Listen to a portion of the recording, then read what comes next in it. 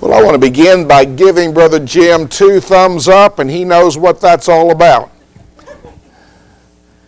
And it's so good to see all of you here again this evening. If someone were to say to you, well, I just don't understand why we spend so much time in the Old Testament, since that's not our law today. Well, what would you say about that? Would you agree with that statement? Would you disagree? If you disagree, what would you say? Now, I'm sure that you already know that I think that the Old Testament is vitally important. I do a lot of preaching out of the Old Testament. I trust that most everyone here also understands that the Old Testament is not our law today. I trust that you understand that the Old Covenant was made with the Jewish people by the Lord at Mount Sinai. That the Sinai covenant was made with the Israelites. It wasn't made with the patriarchs. It wasn't made with the nations that lived around Israel. By the way, I'm not going to take the time to read any of the passages that are on the chart, because I'm just pretty much taking it for granted that you understand the things that I'm just reminding you of at this point in our study. Sinai covenant wasn't made with the Gentiles.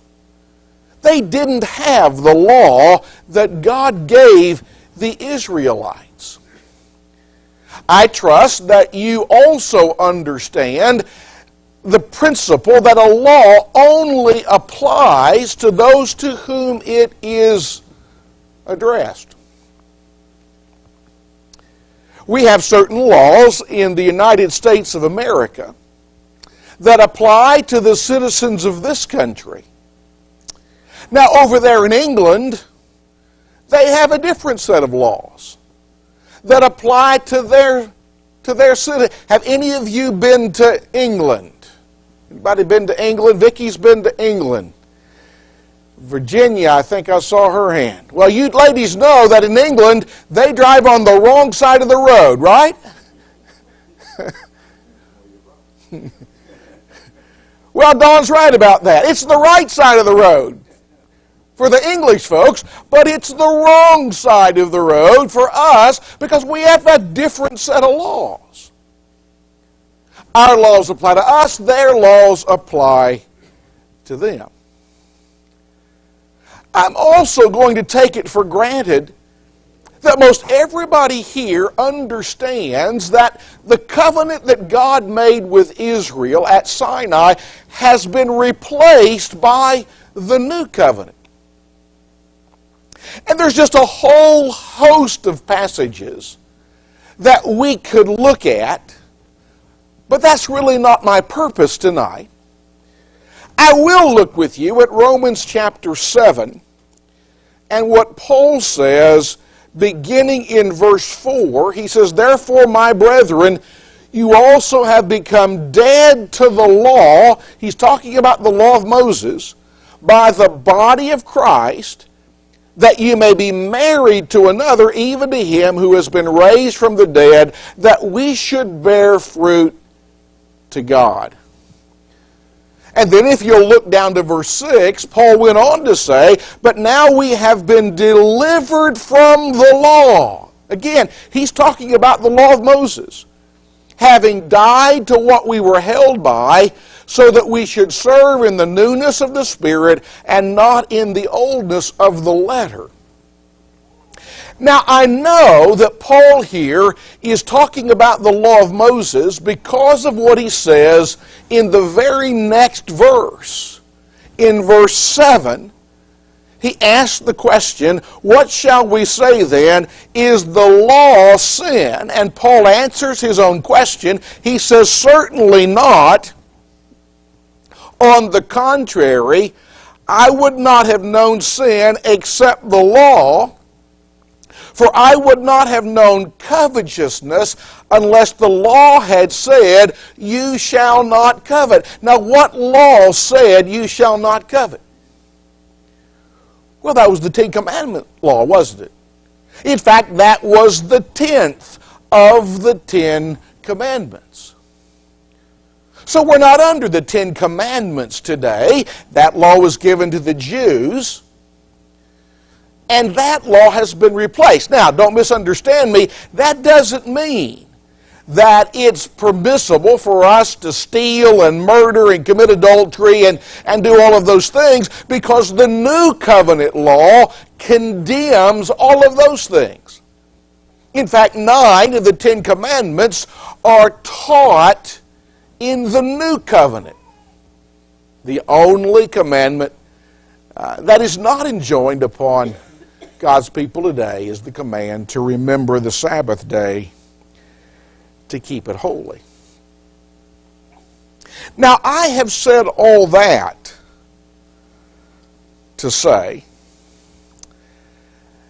that if you're not a Jew, the Old Covenant is not your law because it never was your law.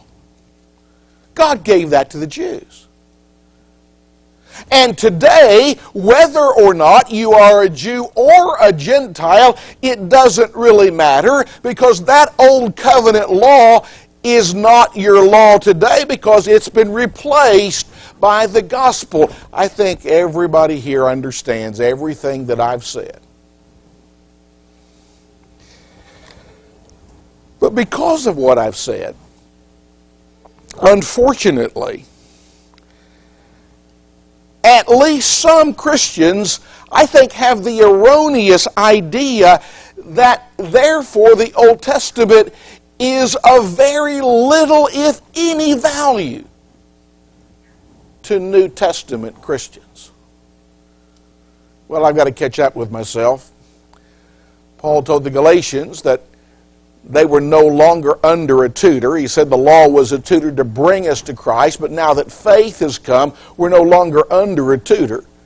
Paul told the Ephesians that the law of Moses had been abolished, and the Hebrew writer says in Hebrews 7 that the change of the priesthood, remember the Levitical priests, or the priests after Aaron, were from the tribe of Levi. Jesus is a priest after the order of Melchizedek. Jesus came from the tribe of Judah, not Levi. And the writer says that means there had to be a change of the law. But folks, the idea that because the Old Covenant is not our law today, that it therefore is unimportant, I think is a serious misconception. And I think I can demonstrate that that is the case by looking at one single passage of Scripture from 2 Timothy chapter 3, where Paul tells Timothy, beginning in verse 14, "But you must continue in the things which you have learned and been assured of, knowing from whom you have learned them, and that from childhood you have known the Holy Scriptures, which are able to make you wise for salvation through faith which is in Christ Jesus." I'm just going to stop the reading right there, because that's enough. When Paul tells Timothy, you've known from childhood the Holy Scriptures, what Holy Scriptures was he talking about? Has to be the Old Testament, because the New Testament hadn't been written yet. There might have been a book or two when Timothy was just a child, but I'm not even sure that that's the case. But it is certainly the case that all of the New Testament had not been written. After all, Paul's writing 2 Timothy to Timothy right now. Or, well, right then.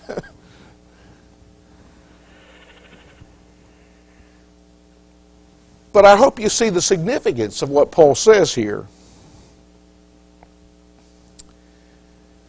He says that you've known the Holy Scriptures from childhood, which are able to make you wise for salvation. He's telling Timothy that the Old Testament Scriptures have value for New Testament Christians under the New Covenant. And so I want to talk with you tonight about the value of the Old Testament.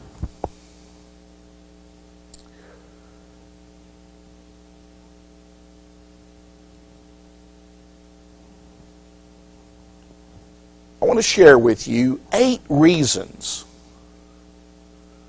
that the Old Testament has value for New Testament Christians today. And we're just really going to be able to kind of mention these things. We're not going to be able to spend a great deal of time exploring all of the implications. But the first thing that I want to suggest to you is that the Old Testament has value for us today because the very first book of the Old Testament explains origins.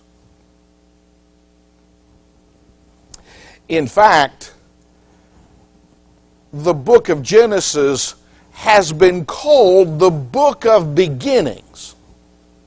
You've heard that, haven't you? Just think about all of the things that the book of Genesis talks about, and I think we can all see why it's rightfully called the book of beginnings. It's in the book of Genesis that we read about the origin of the heavens and the earth, of plants and animals, of man and woman, of marriage and the home. We read about the beginning of sin as Eve ate the forbidden fruit in the Garden of Eden. We read about the beginning of religion and worship as Cain and Abel offered sacrifices to God. One of them was pleasing and the other was not. We read in the book of Genesis about the beginning of civilization and culture, the origin of languages. After the people were scattered.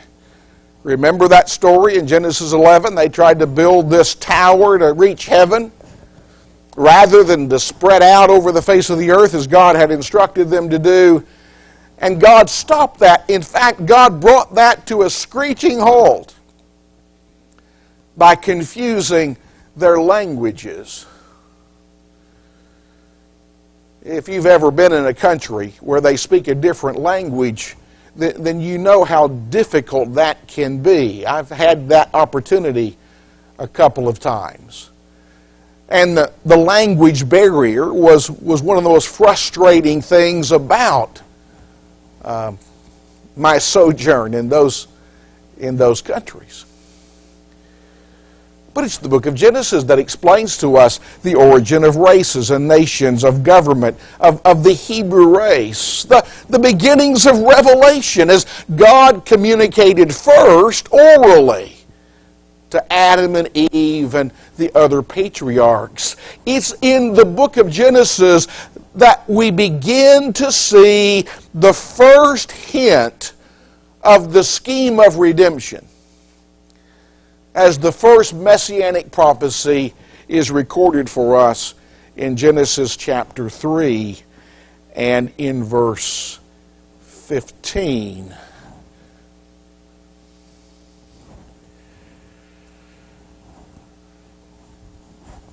May I suggest in the second place tonight that the Old Testament is important. The Old Testament is valuable for us because its history provides the background for the New Testament. In fact, brothers and sisters, there's just an awful lot about the New Testament that you just can't understand if you don't know something about the Old Testament. I would suggest to you that it's just going to be impossible for you to properly understand the New Testament books of Romans and Galatians and Hebrews and Ephesians and Revelation, and no doubt other New Testament books as well, if you don't understand the Old Testament. It has been said that the Old Testament is the New Testament concealed, and the New Testament is the Old Testament revealed. You've heard that, haven't you? Well, it's just a fact. It's true. In fact, there's just an awful lot of passages in the New Testament that presuppose a familiarity with the Old Testament.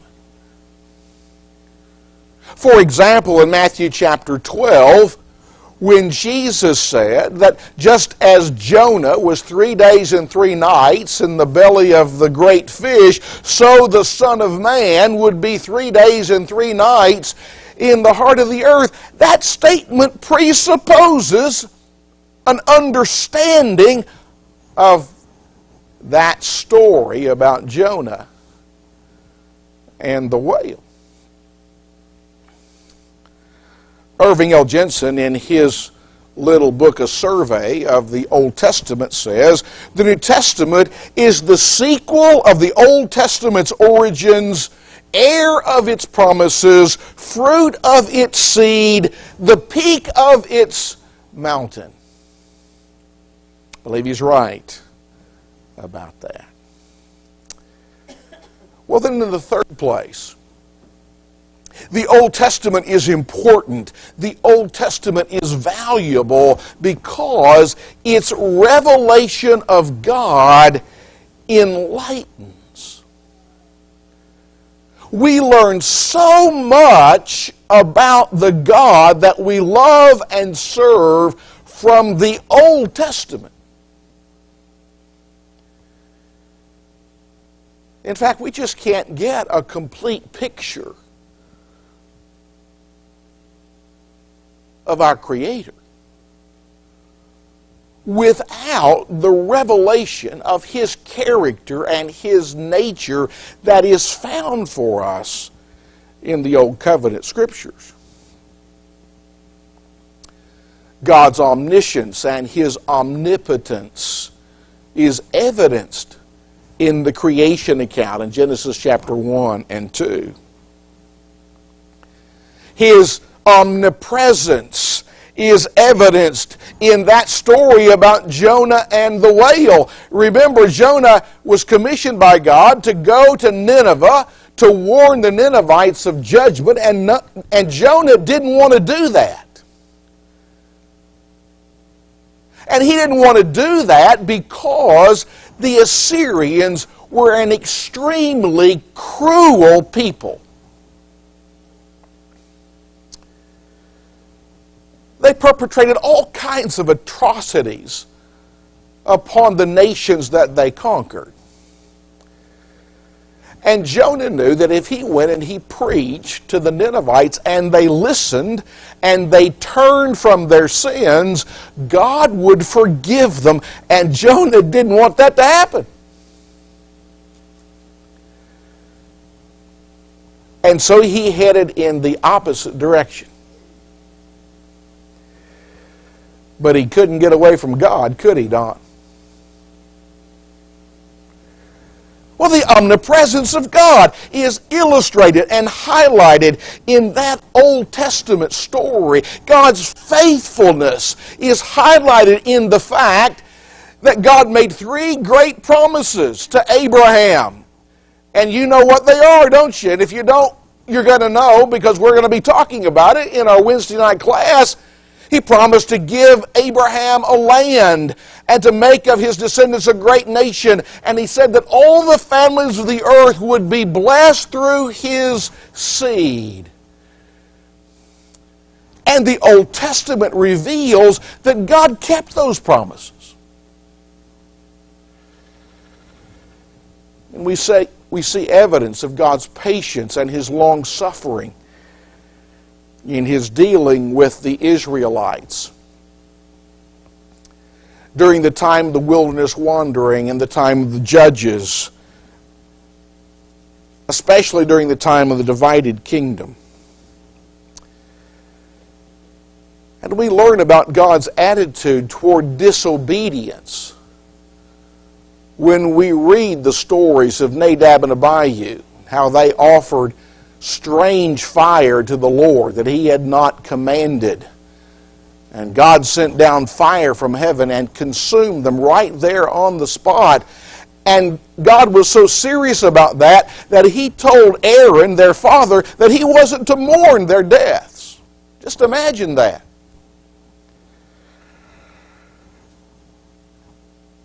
We learn about God's attitude toward disobedience when we read that story of Uzzah in 2 Samuel chapter 6.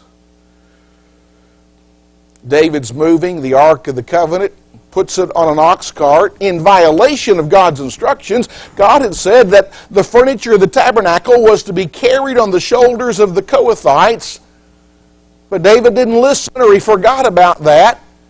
He put the Ark of the Covenant on that ox cart. The oxen stumbled. Uzzah reached out his hand to steady the ark, and God struck him dead right there on the spot. Do you think Uzzah had good intentions? I do. I think he didn't want the ark to be damaged or destroyed. And yet he didn't obey the Lord. And so we learn something about God's attitude toward disobedience when we read stories like that.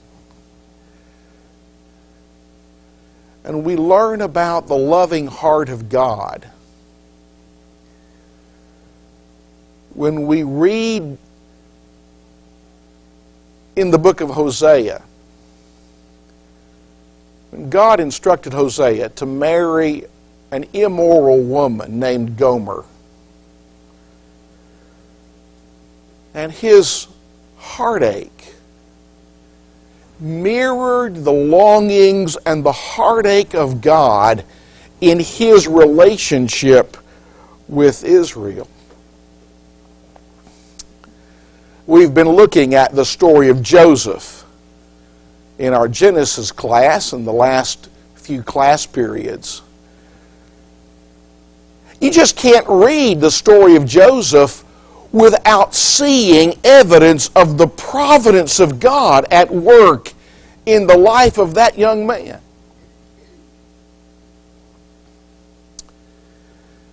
You see evidence of God's providence in the book of Esther as well. What's really interesting about the book of Esther is that the name of God is not mentioned one single solitary time in the book.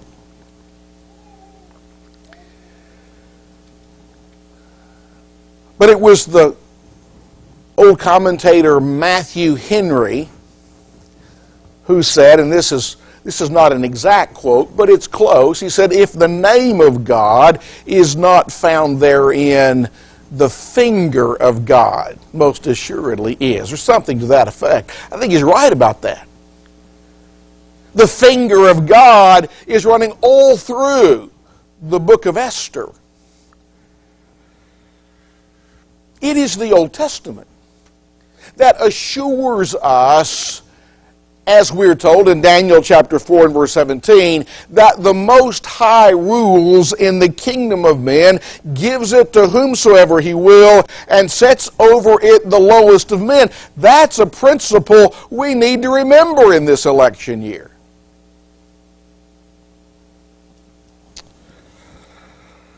And it's the Old Testament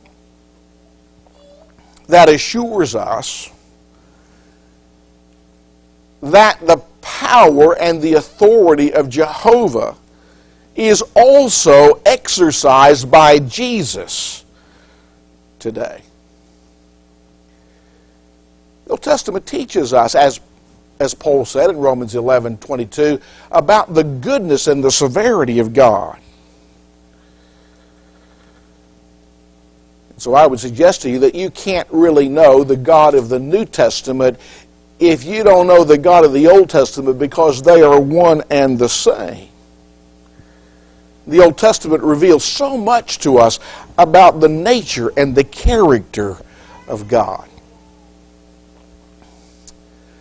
Well, then, in the fourth place, the Old Testament is valuable to us today because its examples warn and teach us. In 1 Corinthians chapter 10,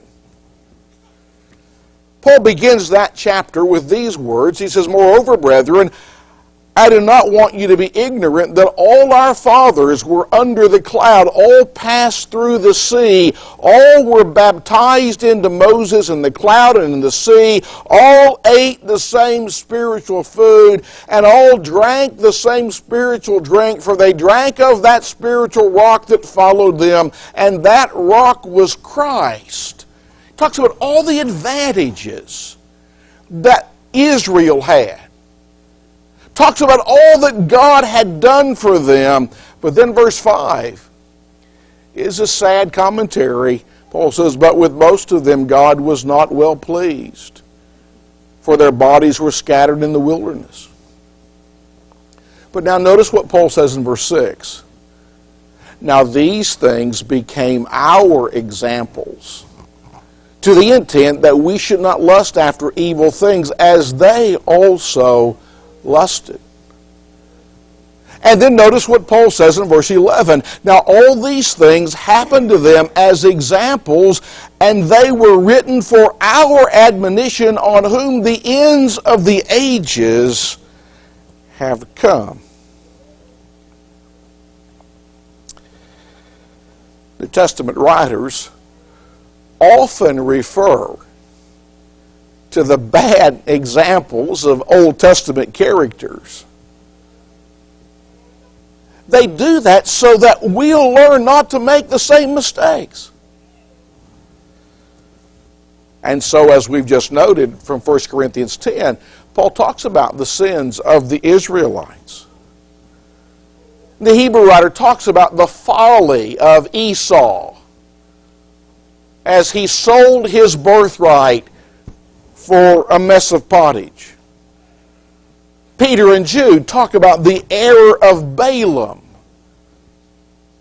John talks about the way of Cain. Jude talks about the gainsaying of Korah. And let's not forget that it was Jesus who said, "Remember Lot's wife."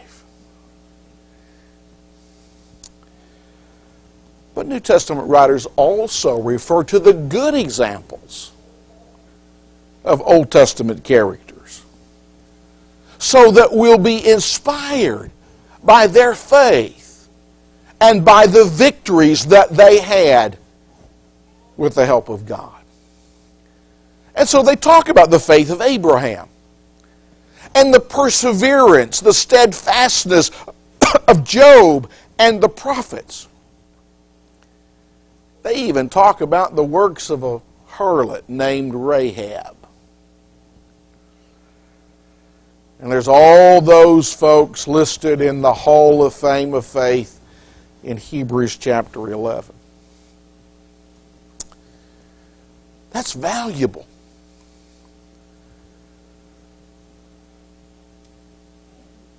We can and we must learn from these Old Testament examples.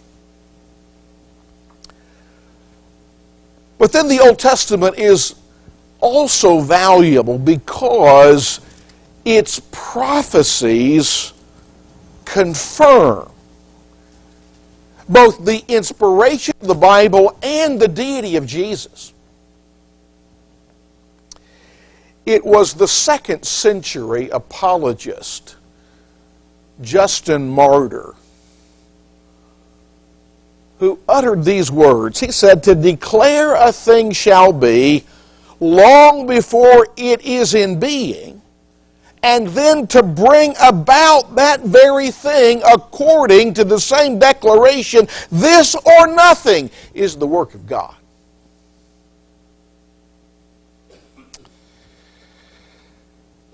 Brothers and sisters, in the Old Testament, Jehovah rests his claims to deity on his ability to foretell the future and then cause it to come to pass.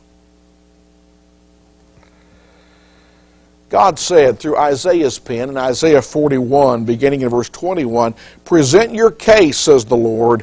Bring forth your strong reasons, says the King of Jacob. Let them bring forth and show us what will happen." He's talking about the idol gods when he says, "Let them bring forth. Let them show the former things what they were, that we may consider them and know the latter end of them. Or declare to us things to come. Show the things that are to come hereafter, that we may know that you are gods. Yes, do good or do evil, that we may be dismayed and see it together." And then God said, "Indeed, you are nothing, and your work is nothing. He who chooses you is an abomination." You see what God's doing there? He's challenging the idol gods of the nations to foretell the future. God can do that. He challenges the idol gods to do that, and of course, they fail.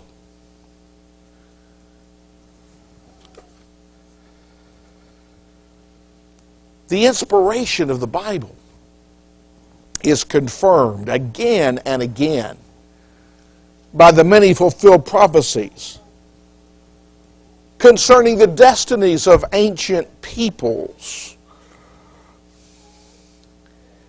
And time again,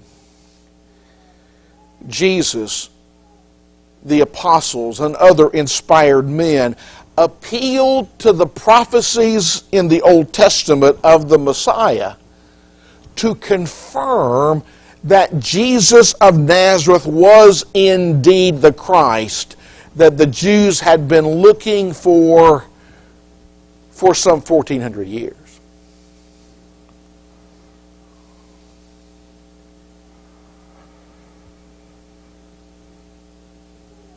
In his little booklet, or maybe I should say workbook, entitled Indestructible Foundations, written by Brother Peter Wilson. You may have seen that workbook, used it. It's been out many years. I don't even know if, I assume it's still in print, but I don't even know that. He highlighted the significance of fulfilled prophecy with this illustration. He says, suppose you read a book in a library about a man from a large family whose father was United States ambassador to England, whose oldest brother was killed in World War II, who piloted a PT boat for the U.S. Navy, who was a senator from Massachusetts, who became the first Catholic president of the United States, and who was assassinated in Dallas, Texas. Brother Wilson said, you would immediately know that this fellow's John F. Kennedy.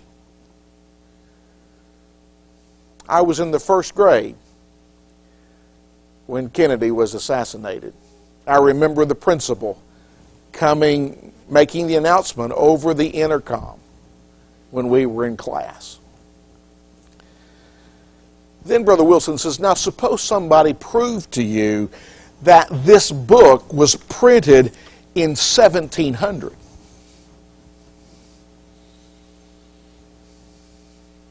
The book that said all these things about Kennedy. Imagine, he says, a man's whole life portrayed in detail and in print hundreds of years before he was ever born.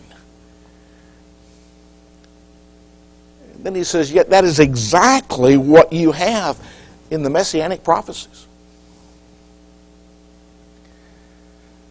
And folks, the mathematical probability of one man fulfilling all of the Messianic prophecies in the Old Testament by mere chance is absolutely astronomical.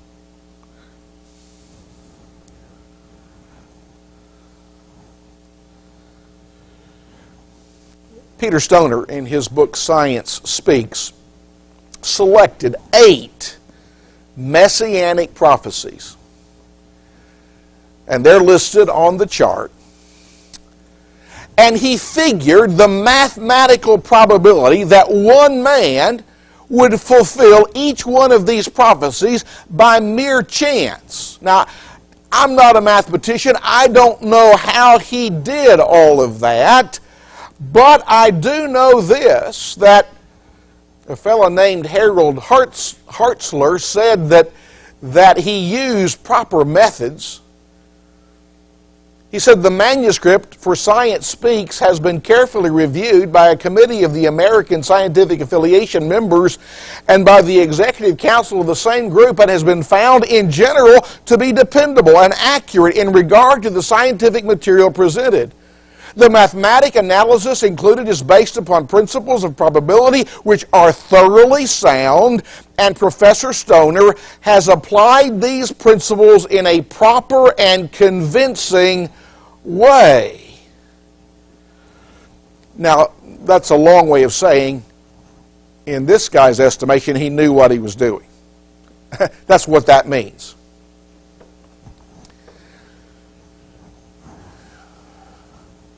So Stoner figured the mathematical probability of fulfilling each of these 8 prophecies by mere chance, and then Stoner asked this question: one man in how many men the world over will fulfill all 8 prophecies? He means by that, by just mere chance. What's the mathematical probability that something like that would happen? Well, he says it's 1 in 10 to the 17th power.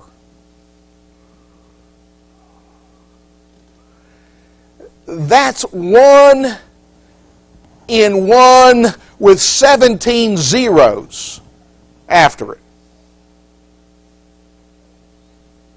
Well, now how big is that number? Well, okay, let's start counting up zeros.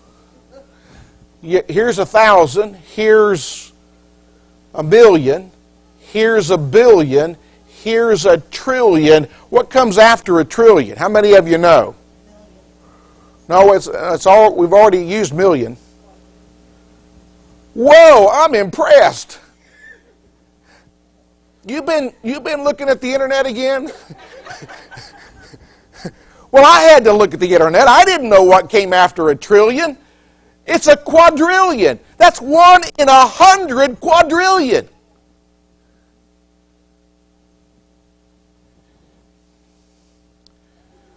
But you know, that just doesn't mean a whole lot to me. How big is 100 quadrillion? Well, Stoner says, if you were to cover the entire state of Texas with a stack of silver dollars 2 feet deep, and you marked one of those silver dollars, and then you just mixed them all up,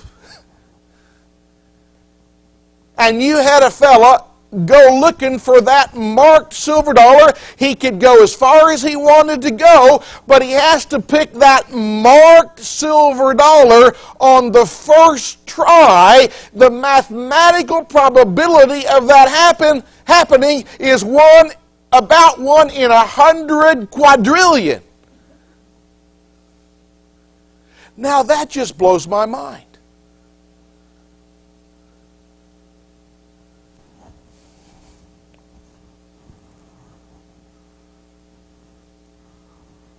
But that's just 8.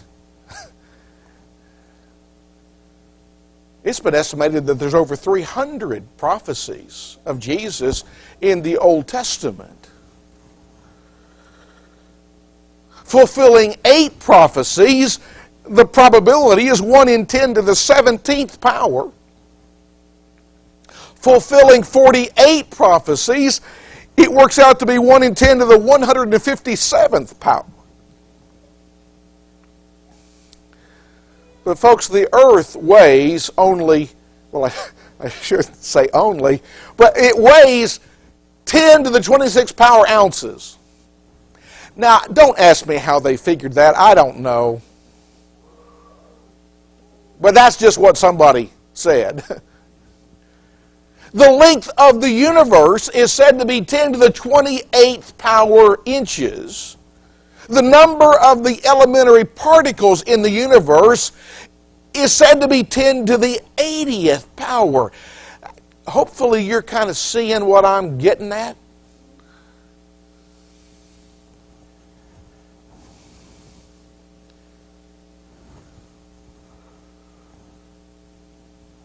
The Old Testament is valuable because its prophecies confirm.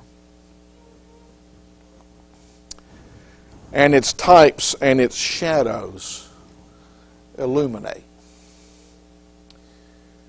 The Old Testament is just filled with types that foreshadow the coming of Jesus. And I'm talking here about type and antitype. Are you with me as far as the terminology?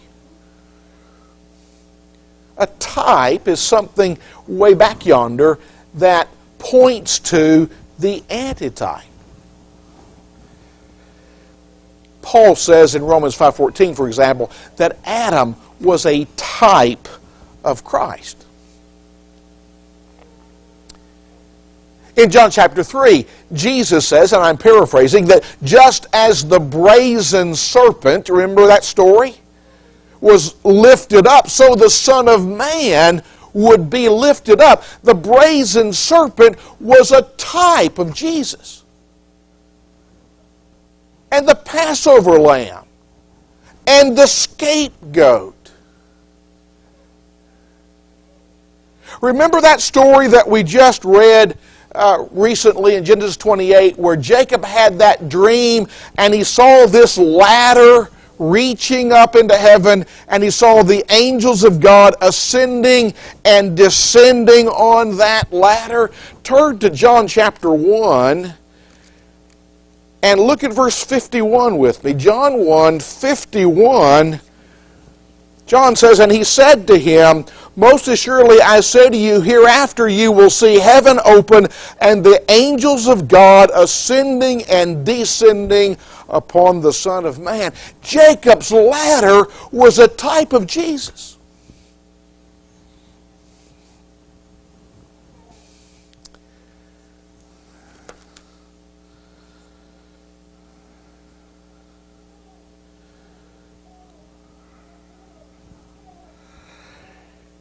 And then, folks, the Old Testament is important because its principles instruct.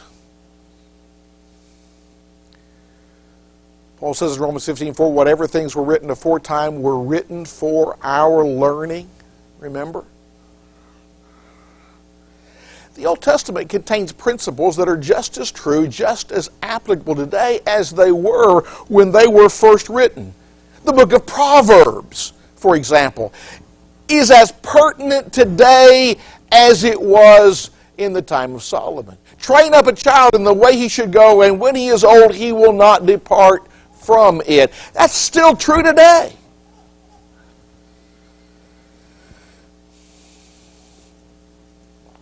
May I remind you that in Matthew chapter 19, when the Pharisees came to Jesus with the question, is it lawful for a man to divorce his wife for just any reason?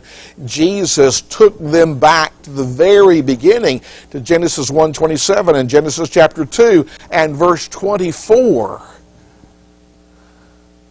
to establish his law on marriage. I want you to turn to 1 Peter chapter 3.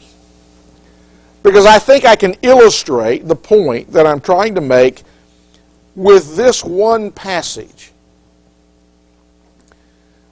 Look with me at verse 8 beginning. Finally, all of you be of one mind, having compassion for one another, love as brothers, be tender-hearted, be courteous, not rendering evil for evil or reviling for reviling, but on the contrary, bless, knowing that you were called to this, that you may inherit a blessing. And now that I want you to notice the very first word of verse 10. What's that word? For. And then look what he does.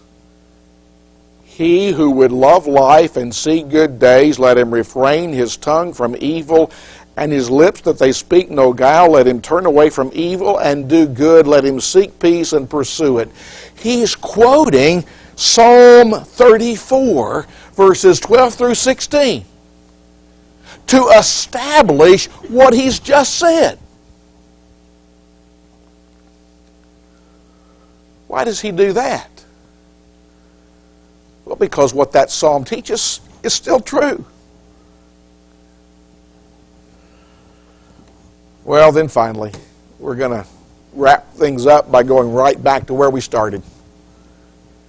The Old Testament is valuable because its message makes us wise unto salvation.